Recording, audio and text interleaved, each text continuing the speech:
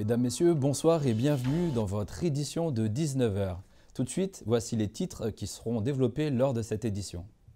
Plus de 5 millions d'euros pour améliorer le réseau et la distribution d'eau à Sainte-Anne, un autre volet du plan eau en Guadeloupe. La déviation de la Boucan, un vieux projet relancé par la région, un investissement lourd qui se heurte à des réalités complexes.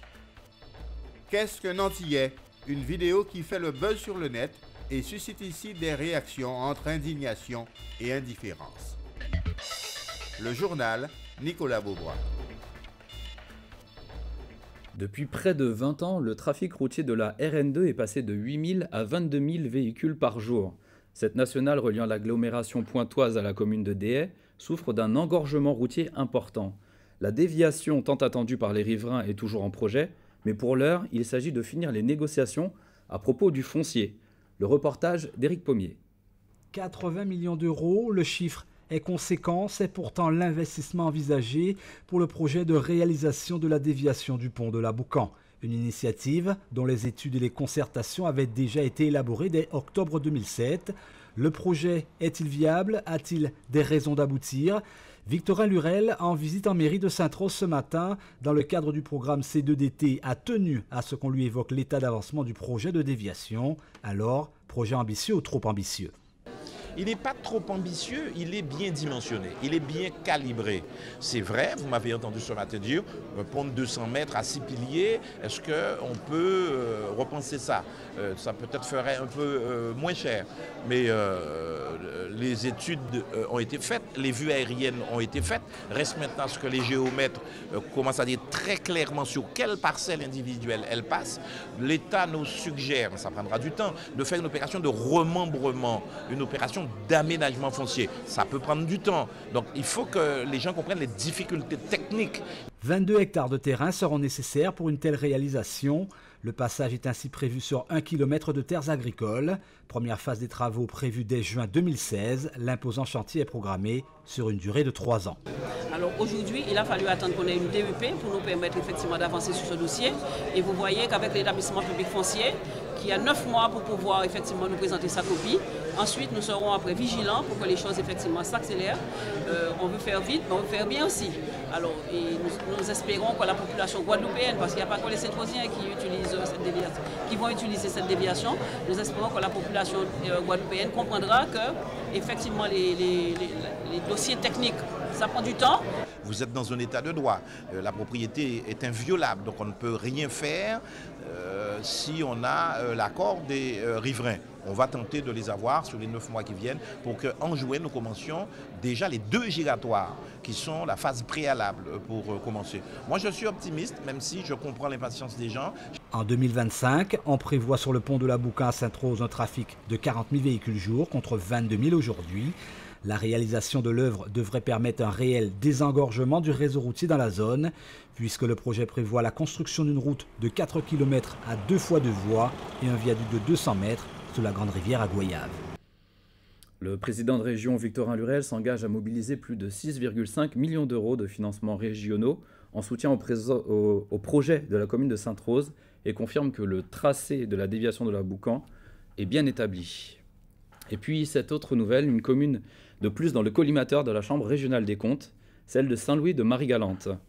La Chambre porte un jugement très sévère sur la gestion de la commune. Celle-ci, je cite, masque son déficit réel depuis plusieurs années. La Chambre régionale des comptes juge que le déficit de 2 800 000 euros présenté au budget primitif 2015 s'élève en réalité à plus de 6 millions. Elle invite la commune de Saint-Louis à un nouveau plan de redressement à échéance du 31 décembre 2019. L'ampleur de ce déficit nécessitera une hausse de la fiscalité en 2016, selon le juge financier. Une bonne nouvelle à présent, une réelle avancée dans le dossier de l'eau. Le conseil départemental et l'office de l'eau engagent 5,5 millions d'euros pour les infrastructures à Sainte-Anne. Une mesure qui s'inscrit dans le plan d'urgence déterminé par les élus de Guadeloupe, une volonté certaine d'améliorer de manière pérenne la distribution de l'eau. Les explications de Muriel Barlagne. 5,5 millions d'euros pour l'eau potable à Sainte-Anne, c'est la somme engagée par le conseil départemental et l'office de l'eau. Elle doit servir à renouveler les installations. Les grands fonds sont le secteur le plus touché. 10 km de réseau sont à renouveler. L'usine de traitement d'eau potable de Des-Hauteurs sera, elle, réaménagée à défaut d'être reconstruite. Nous nous réjouissons. Nous nous réjouissons de par le fait qu'aujourd'hui les procédures sont en cours pour attribuer le marché. Je sais que les travaux de l'usine de Des-Hauteurs devraient commencer normalement en octobre. Pour le renouvellement du réseau vétuste, là aussi c'est en cours. Et donc notre demande bien évidemment et notre attente, c'est que ces travaux commencent le plus rapidement possible. Ces travaux font partie du plan d'urgence mis en place l'année dernière par les élus pour résoudre le problème de l'eau en Guadeloupe. Un plan en 12 points très attendu, surtout par les Saint-Anais. Autour même de l'usine de Des-Hauteurs, Grand Fond, Fouché, Moudette, eh bien, ces gens-là ont parfois n'ont pas d'eau des coupures pendant 5-6, voire une semaine. Alors que l'usine est juste à côté. Alors c'est vrai que c'est un problème technique de pression, c'est vrai que plus on est dans les hauteurs, et les usagers ne comprennent pas ça. Ces usagers du SIAG devront prendre leur mal en patience. Les interventions prévues ne seront pas terminées avant une bonne année. Et toujours à propos de l'eau, un incident technique a provoqué l'interruption de la distribution d'eau potable cet après-midi à Saint-François. Le retour à la normale est prévu demain, mercredi 9 septembre, en début d'après-midi. Concernant les tours d'eau, à présent, ils s'affichent sur votre écran. Donc les sections concernées aujourd'hui étaient la commune de Goyave, avec les sections du Bourg et de Christophe-Ouest, également Gauzier-Est, avec Grande Ravine, en passant par le Bourg et le boulevard Amédée-Clara. Demain, mercredi 9 septembre, donc c'est la commune de Saint-François, donc en passant par le Bourg, Pradel, quartier Cayenne, jusqu'à Bois-Eusèbe. Également la Désirade qui sera concernée, donc toute l'île de la Désirade. Des policiers ont été pris pour cible à Lorissisque. Donc l'épisode s'est déroulé vers 1h ce mardi 8 septembre dans le quartier de Lorissisque. À Pointe-à-Pitre, des policiers enquêtaient sur un vol à main lorsqu'ils ont vu arriver 2 individus à scooter. Le passager aurait alors ouvert le feu. Aucun blessé n'est à déplorer. L'enquête a été confiée à la DIPJ, la Direction interrégionale de la police judiciaire. Et on fait un point sur les élections à Trinidad. Donc le mouvement national populaire, donc le PNM, le mouvement de centre-gauche dirigé par Keith Rowley, a remporté les élections à Trinité et Tobago face à sa rivale Persad Bissessar Kalma, qui cherchait la réélection après avoir atteint le pouvoir en 2010. Notons que l'ancienne première ministre est la première femme de l'histoire des îles de Trinidad et Tobago à avoir été élue dans un gouvernement national. Qui est Keith Rowley? Donc un géologue de 66 ans spécialisé dans l'étude des volcans. Dans sa carrière politique, il a été ministre de l'Agriculture, des Ressources terrestres marines et a participé à la planification et au développement du logement et de l'industrie et du commerce. Donc vous pouvez voir sur ces images la victoire de ce groupe politique habillé tout en rouge. Voilà, c'est l'heure d'accueillir notre invité du jour, donc Christophe Fronton, qui est le porte-parole de Caressol à Autorité Politique Guadeloupe. Bonsoir Monsieur Fronton. Bonsoir Monsieur. Alors est-ce que vous pouvez parler de cette nouvelle organisation? Oui, alors Caressol est un espace de souveraineté que nous nous sommes octroyés, espace que nous offrons à l'ensemble des Guadeloupéens qui a vocation à ranimer l'esprit patriotique afin de défendre nos intérêts sur tous les fronts, puisque nous sommes, il faut le dire, dans une situation encore et toujours néocoloniale. Et il est temps effectivement de se ressaisir et de faire attention précisément à tout ce qui se passe en Guadeloupe, notamment sur le plan législatif, pour protéger notre patrimoine. Donc quand vous parlez d'intérêts fondamentaux, donc aujourd'hui ça comprend l'économie, ça comprend la culture. L'économie, effectivement, la culture, tout ce qui est également sur le plan social. Il s'avère que l'ensemble des Guadeloupéens, les journalistes également, les politiques dits officiels également, font le même constat, à savoir que la situation est relativement alarmante et elle est plutôt inquiétante. Mais il y a comme une espèce de résignation qui fait que nous ne sommes pas suffisamment capables, en tous les cas, de transformer notre situation, tout simplement parce que nous ne disposons pas des leviers politiques nous permettant de prendre nos responsabilités. Et Caressol est un espace consacré précisément à cette communauté que nous voulons constituer, communauté de destin, pour précisément préparer notre émancipation en ce sens. Donc justement, on vient de parler de Trinidad, par exemple. On sait que Trinidad vit de ses exportations et que la Guadeloupe principalement importe. Est-ce que vous auriez des pistes? Est-ce que vous avez des pistes d'idées sur ce volet économique? Est-ce que vous réfléchissez là-dessus? Il est évident qu'aujourd'hui, il nous faut constituer notre propre marché intérieur.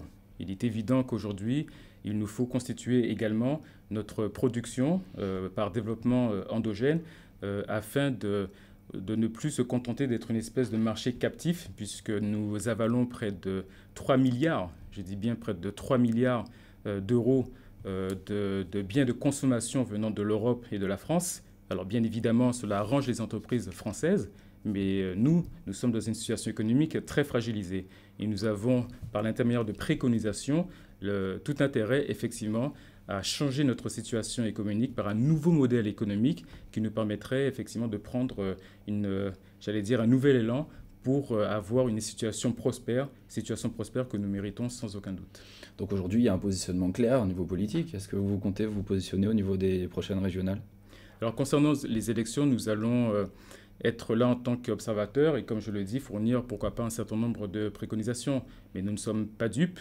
Les élections sont juste un moment transitoire relativement artificiel. Quel que soit le changement de président, il n'a pas les moyens de changer radicalement la situation. Nos hommes politiques ne sont pas des décideurs. Ils ne sont pas non plus responsables, ce sont des gestionnaires. Alors certains d'entre eux sont plus ou moins bons, d'autres sont plus ou moins mauvais, mais ils n'ont pas vocation à changer la situation de la Guadeloupe, alors que Carré-Sol travaille sur le terrain pour effectivement changer les mentalités en ce sens. Donc est-ce que Carré-Sol est un mouvement indépendantiste, à caractère indépendantiste? L'ensemble des membres de Carré-Sol sont effectivement indépendantistes. On peut dire également souverainistes ou pour l'émancipation. Peu importe le vocable. C'est vrai que le terme d'indépendance fait peur, mais je ne vois pas qui aujourd'hui peut être pour la dépendance. Donc nous assumons cette position, nous l'assumons parce que nous sommes avant tout guadeloupéens, dignes et fiers de l'être. Et en ce sens, nous savons que c'est précisément par la liberté, par la responsabilisation, que nous pourrons régler l'ensemble des problèmes qui ont constitué les dérives de la Guadeloupe. Est-ce qu'il y a un rapprochement justement avec les groupes indépendantistes existants tels que l'UPLG? Est-ce qu'il y a un rapprochement avec votre mouvement? Alors, nous sommes en soi une instance politique, à savoir une autorité politique. Donc, il faut savoir que l'histoire de la Guadeloupe a toujours été traversée par deux courants politiques, un courant à la fois colonialiste et assimilationniste, et un autre courant qui se veut anticolonialiste et émancipateur. Donc, si vous voulez, effectivement, l'ensemble des mouvements patriotiques, quels qu'ils soient, de l'UPLG à FKNG en passant par le LKP, nous reconnaissons bien évidemment leur combat. Il est même nécessaire. Nous, en tant qu'autorité politique, nous sommes là tout simplement pour veiller au patrimoine de la Guadeloupe afin que tout ce qui constitue nos singularités en tant que peuple ne puisse pas disparaître dans cette espèce de mondialisation impérialiste qui, si vous voulez, contribue à l'uniformisation des mentalités. Et c'est à ce titre que nous devons urgemment intervenir. Merci M. Fronton d'avoir accepté notre invitation. Donc continuons ce journal avec cette vidéo qui a fait le buzz, vous l'avez certainement vu. Sur Internet, une équipe d'internautes est allée interroger la population noire de France en posant la question suivante. Qu'est-ce qu'un Antillais? Les réponses varient entre débats, clichés et réflexions profondes. Richard Scott Amar était sur le terrain pour récolter vos opinions sur cette question. 80 000 vues sur YouTube et des débats qui n'en finissent plus sur les réseaux sociaux. C'est le buzz de ce début de semaine. La vidéo micro-crochet « Qu'est-ce qu'un Antillais ?» compile les stéréotypes que l'on pensait d'un autre âge concernant la communauté antillaise. C'est un flemmard, c'est des fumeurs, ils boivent beaucoup de rhum. Perso, depuis que je connais les Antillais, c'est des grands baiseurs, hein, ils aiment vraiment les femmes. Quand je vois un Antillais, je vois une personne qui n'a pas d'identité. À Pointe-à-Pitre, ce matin, certains ont déjà vu la vidéo. D'autres en ont entendu parler, mais tous sont affligés d'une telle méconnaissance. On voit que chacun a sa vision de l'Antillais, mais personne n'a la même. Ils disent tous ce qu'ils pensent sans avoir vraiment une vraie histoire, parce que quand on parle d'Antillais, il y a des années d'histoire derrière. Eh bien, on est Antillais parce qu'on est aux Antilles, point barre, ça termine tout. Pour moi, ça fait quand même partie de l'Afrique, faut le savoir, quoi. Tout le monde est antillaise. Peu importe la race, peu importe ce qu'ils disent, mais tout le monde est antillaise. Nous, on a notre propre identité. On assume plus que certaines femmes, par exemple en Afrique. Quand elles disent qu'on veut ressembler à des Blancs, excusez-moi, et qu'elle pose un gros tissage. Enfin, il faut arrêter.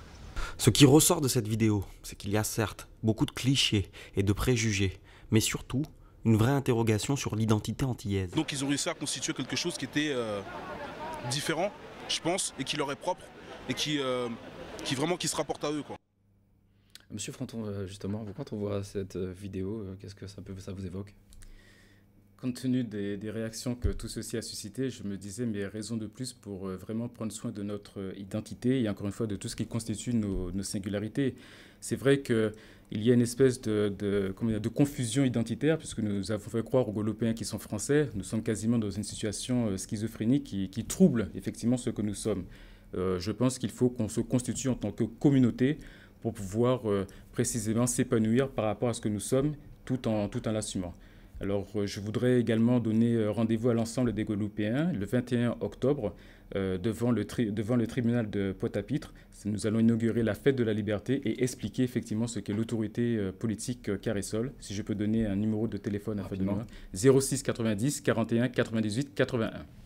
Merci, monsieur Fronton. C'est moi qui vous remercie. Alors, en parlant de rentrée, la rentrée des pilotes de rallye, c'est dimanche prochain.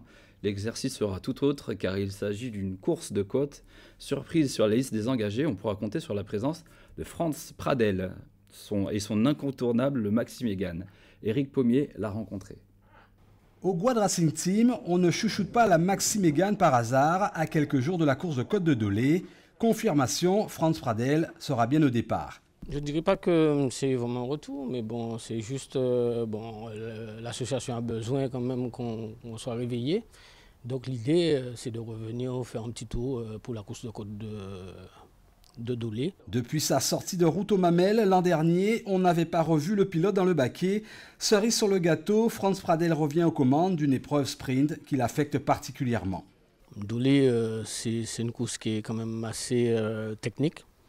La voiture, il faut la régler, donc on va voir, parce qu'il y a longtemps qu'elle n'est pas sortie, même moi-même n'est pas sortie, ça fait un bon petit moment, donc on verra. Plaisir quand même à retrouver les sensations de la Mégane? Sûr, bon, de toute façon, avec le nombre d'années que je suis avec, je pense que bon, on va vite se retrouver. Dimanche, nouveau verdict, Franz Pradel reprendra-t-il goût au podium? Mauvaise nouvelle, Edmond Bicky et Philippe Ninou seront les grands absents pour rivaliser avec le pilote de la Maxime Egan. Une dernière information avant la fin de ce journal, la tempête tropicale Grace se désorganise à l'approche des Antilles, mais les précipitations pourraient être marquées dans la nuit de jeudi à vendredi. Donc restons vigilants. Voilà, c'est la fin de ce journal, merci de l'avoir suivi. Dans un instant, l'information de TF1, suivi des pronostics hippiques de Prévert Mayengo. Je vous retrouverai demain dès 19h. Une excellente soirée sur Alizé Guadeloupe.